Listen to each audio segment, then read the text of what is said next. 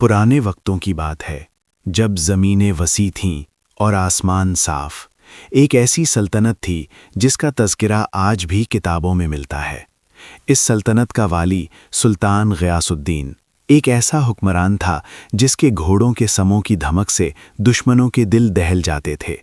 लेकिन महल की ऊंची दीवारों और रेशमी पर्दों के पीछे सुल्तान का अपना दिल एक नामालूम बेचैनी का शिकार था। रात का पिछला पहर था, जब सारा महल गहरी नींद सो रहा था। सुल्तान अपनी ख्वाबगाह में टहल रहा था। बाहर बारिश की हल्की बूंदाबांदी हो रही थी और हवा के झोंके खिड़कियों के कवाड़ों से टकराकर एक अजीब सी मौसीकी पैदा कर रही थे। सुल्तान ने अपने हाथों को देखा जो हीरे जवाहरात से लदे हुए थे, फिर अपने तख्त की तरफ देखा जो अंधेरे में चमक रहा था। उसने सोचा, या अल्लाह, ये सब कुछ मेरा है, फिर भी मेरे अंदर ये खालीपन क्यों है? ऐसा क्यों लगता है कि मैं किसी चीज़ की तलाश में हूँ, लेकिन वो चीज़ यहाँ इन महलात में नहीं है।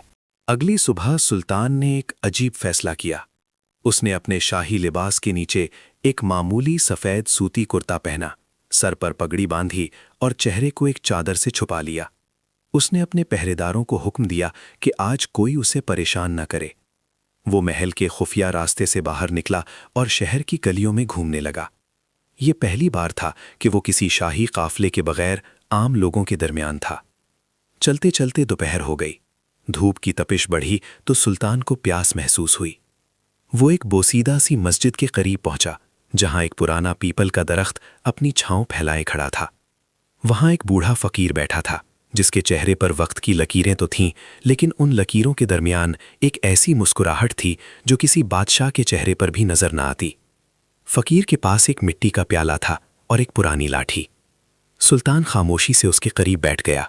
फकीर ने अपनी आंखें खोलीं, सुल्तान की तरफ देखा और मुस्कुरा कर बोला, आओ मुसाफिर, लगता है बहुत दूर से आए हो। पाँव की गर्द बता रही है कि तुम्हारा सफ़र अभी ख़त्म नहीं हुआ। सुल्तान हैरान रह गया। उसने पूछा, बाबा, आपने कैसे जाना कि मेरा सफ़र तवील है? फ़कीर ने आसमान की तरफ देखा और कहा, बेटा, इंसान की आंखें उसके दिल का पता देती हैं। तुम यहाँ बैठकर भी कहीं और हो। तुम्हारा जिस्म यहाँ है, लेकिन तुम्हारी रूह कहीं और भटक रही है। सुल्तान ने हिम्मत जमा की और पूछा, बाबा, मैंने सुना है कि फ़कीरी में सुकून होता है, लेकिन मैं देख रहा हूं कि आपके पास ना ढंग का लिबास है, ना सर पर छत और ना ही कल के खाने का भरोसा। फिर ये इत्मीनान कहाँ से आता है? फ़कीर ने अपना मट्टी का प्याला उठाया और उसमें से 2 घूंट पानी पीकर कहा, बेटा, सुकून चीज़ों में नहीं होता, सुकून उन चीज़ों से छुटकारा पाने में होता है। जितना बड़ा महल उतनी बड़ी फिक्र, जितना ज़्यादा सोना उतनी ज़्यादा जागने की ज़रूरत। मैंने अपने दिल को इस मट्टी के प्याले की तरह खाली कर दिया है, इसलिए रब की रहमत ने उसे भर दिया है। सुल्तान को ये बात कहाँ गुजरी। उसने सोचा कि ये फ़कीर सिर्फ बातें कर रहा है। उसने कहा, बाबा, अगर मैं आपको एक ऐसी ज़िंदगी दूं जहां आपको किसी चीज़ की हाजत न रहे, जहां आपकी खिदमत के लिए सैकड़ों नौकर हों, तो क्या आप तब भी यही कहेंगे? फ़कीर ज़ोर से हंसा। उसकी हंसी में एक अजीब सी दरवेशी थी। ऐ जवान, तो मुझे कैद करने की दावत दे रहा है। मैं आज़ाद हूँ, मैं जहाँ चाहूँ सो जाऊँ, जो मिल जाए खा लूँ। तू जिस चीज़ को ऐश समझता है वो दरअसल एक सुनहरी जंजीर है। सुल्तान का तजस्सुस बढ़ता गया। उसने अपना राज फाश किया, बाबा, मैं इस मुल्क का सुल्तान ग़ियासुद्दीन हूँ। मैं आपको आजमाइश की दावत देता हूँ। आप मेरे साथ महल चलें, कुछ दिन वहाँ रहें। अगर आपको वो ज़िंदगी बुरी लगी तो मैं आपको रोकूंगा नहीं। फ़कीर ने कुछ देर सोचा, फिर अपनी लाठी उठाई और कहा, ठीक है सुल्तान, मैं चलता हूँ, लेकिन याद रखना, मैं अपने साथ सिर्फ ये लाठी और ये प्याला लेकर जाऊंगा। महल पहुंचकर सुल्तान ने फ़कीर के लिए एक ऐसा कमरा तैयार करवाया जिसकी दीवारें सोने के पानी से मुज़य्यन थीं। रेशमी कालीन बिछाए गए और दुनिया भर के लजीज खाने उसके सामने चुन दिए गए। लेकिन फ़कीर का मामूल न बदला।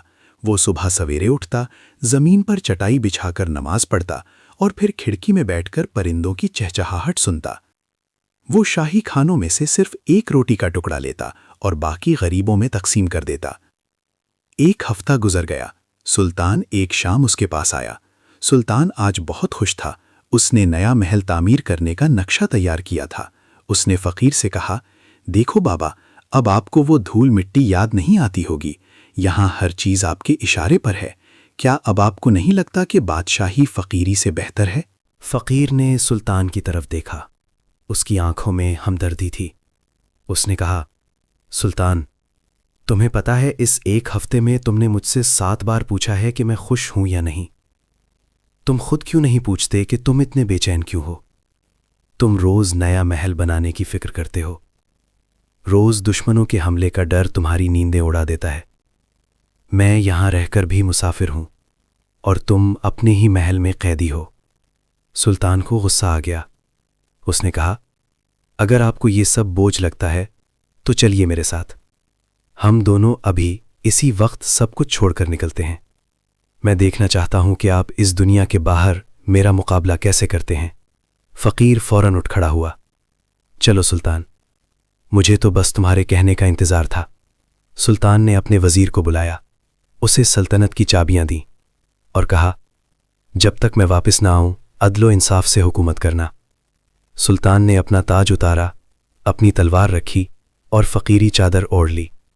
دونوں شہر کے دروازے سے باہر نکل گئے۔ اب سفر شروع ہوا۔ سلطان کے دل میں ایک وہم تھا۔ اس نے اپنی قمیض کے خفیہ خانے میں کچھ سونے کی اشرفیاں چھپا لی تھیں تاکہ مشکل وقت میں کام آئیں۔ وہ دونوں میلوں پیدل چلے۔ راستہ کٹھن تھا، پیروں میں چھالے پڑ گئے، پیاس سے حلق خشک ہو گیا۔ ایک جگہ گہرا جنگل آیا، رات ہونے والی تھی اور بھیڑیوں کی آوازیں گونج رہی تھیں۔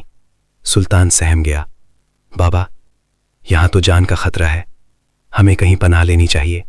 فقیر میں اطمینان سے ایک درخت کے نیچے جگہ صاف کی اور کہا، ڈرو مت سلطان، زمین اس کی ہے تو حفاظت بھی وہی کرے گا۔ رات کے سناٹے میں جب سلطان کو نیند نہیں آ رہی تھی، اس نے دیکھا کہ فقیر گہری اور سکون کی نیند سو رہا ہے۔ سلطان سوچنے لگا، اس کے پاس تو کچھ نہیں ہے، پھر بھی یہ نڈر ہے۔ میرے پاس اشرفیاں ہیں، پھر بھی میں ہر آہٹ پر چونک جاتا ہوں۔ اسے احساس ہوا کہ اصل ڈر مال کے کھو جانے کا ہوتا ہے۔ اگلے دن وہ ایک وسیع دریا کے کنارے پہنچے۔ دریا میں طغیانی تھی اور لہریں شور مچا رہی تھیں۔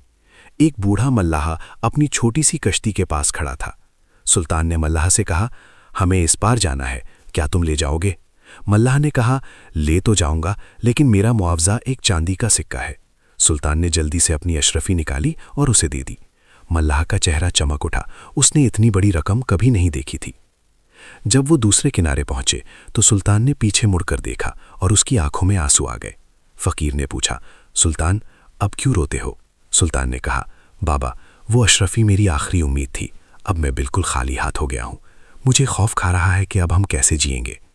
فقیر نے اپنا مٹی کا پیالہ دریا کی لہروں میں پھینک دیا اور سلطان سے کہا، تم نے ایک اشرفی کھوئی تو رو دیے، میں نے اپنا کل اثاثہ، یہ پیالہ خود دریا کے حوالے کر دیا، لیکن میرا دل مسکرا رہا ہے۔ جانتے ہو کیوں؟ کیونکہ جب تک ہاتھ میں پیالہ تھا مجھے اس کے ٹوٹنے کا ڈر تھا۔ اب میرا ہاتھ بھی خالی ہے اور میرا دل بھی۔ اب مجھے صرف اللہ نظر آ رہا ہے۔ تمہارا مسئلہ یہ ہے کہ تم نے رب سے زیادہ ان اشرفیوں پر یقین رکھا تھا۔ یہ سن کر سلطان کے پاؤں تلے سے زمین نکل گئی۔ اسے اپنی غلطی کا احساس ہوا۔ وہ فقیر کے قدموں میں گر پڑا، بابا، مجھے معاف کر دیں، میں بادشاہی کا گھمنڈ لے کر نکلا تھا، لیکن میں تو ایک معمولی اشرفی کا غلام نکلا۔ مجھے وہ فقیری سکھا دیں جو دلوں کو غنی کر دیتی ہے۔ فقیر نے اسے اٹھایا اور گلے لگایا۔ بیٹا، فقیری کا مطلب جنگلوں میں بھٹکنا نہیں ہے۔ فقیری کا مطلب ہے کہ تمہارے ہاتھ میں سب کچھ ہو لیکن تمہارے دل میں کچھ نہ ہو۔ تم محل میں رہو، تخت پر بیٹھو، لیکن تمہارا دل اللہ کی یاد اور خلق خدا کی خدمت سے بھرا ہو۔ وہ دونوں واپس پلٹے۔ سلطان اب ایک نیا انسان تھا۔ جب وہ محل پہنچا تو اس نے دربار عام لگایا۔ اس نے حکم دیا کہ سلطنت کا خزانہ غریبوں، یتیموں اور بیواؤں کے لیے کھول دیا جائے۔ اس نے بڑے بڑے محلات بنانے کے بجائے درسگاہیں اور ہسپتال تعمیر کیے۔ وہ اب بھی تخت پر بیٹھتا تھا، لیکن اب اس کے چہرے پر وہی اطمینان تھا جو اس فقیر کے چہرے پر تھا۔ سلطان غیاث الدین کی حکومت اب ایک مثال بن گئی تھی۔ لوگ کہتے تھے کہ ہمارا سلطان غریبوں کا ہمدرد اور اللہ کا دوست ہے۔ وہ فقیر تو ایک دن خاموشی سے چلا گیا، لیکن اس کی دی ہوئی نصیحت سلطان کے دل میں ہمیشہ کے لیے روشن رہی۔ عزیزو، اس کہانی سے ہمیں یہ سبق ملتا ہے کہ اصل دولت مال و زر نہیں بلکہ دل کا سکون اور اللہ پر توکل ہے۔ انسان جب تک مادی چیزوں کو اپنی زندگی کا مقصد بناتا ہے وہ کبھی خوش نہیں رہ سکتا۔ لیکن جب وہ ان چیزوں کا مالک بننے کے بجائے اللہ کا خادم بن جاتا ہے تو اللہ اسے وہ بادشاہی عطا کرتا ہے جسے نہ کوئی چھین سکتا ہے اور نہ ہی کوئی زوال آ سکتا ہے۔ یاد رکھیے، ہاتھ خالی ہونا فقیری نہیں، دل کا لالچ سے بھرا ہونا اصل غریبی ہے۔ جس نے رب کو پا لیا اس نے سب کچھ پا لیا۔ اگر آپ کو آج کی یہ کہانی پسند آئی ہے اور آپ مزید ایسی ہی دل کو چھو لینے والی اور سبق آموز کہانیاں سننا چاہتے ہیں تو عاقب ٹی وی کو ضرور سبسکرائب کریں۔ آپ کا ایک لائک ہماری حوصلہ افزائی کرتا ہے کہ ہم آپ تک ایسا ہی بہترین مواد لاتے رہیں۔ اس کہانی کو اپنے دوستوں اور گھر والوں کے ساتھ شیئر کرنا مت بھولیے گا، کیونکہ نیکی کی بات پھیلانا بھی ایک صدقہ جاریہ ہے۔ انشاءاللہ اگلی ویڈیو میں ملتے ہیں ایک نئی داستان کے ساتھ۔ تب تک کے لیے اپنا اور اپنے پیاروں کا بہت خیال رکھیے گا۔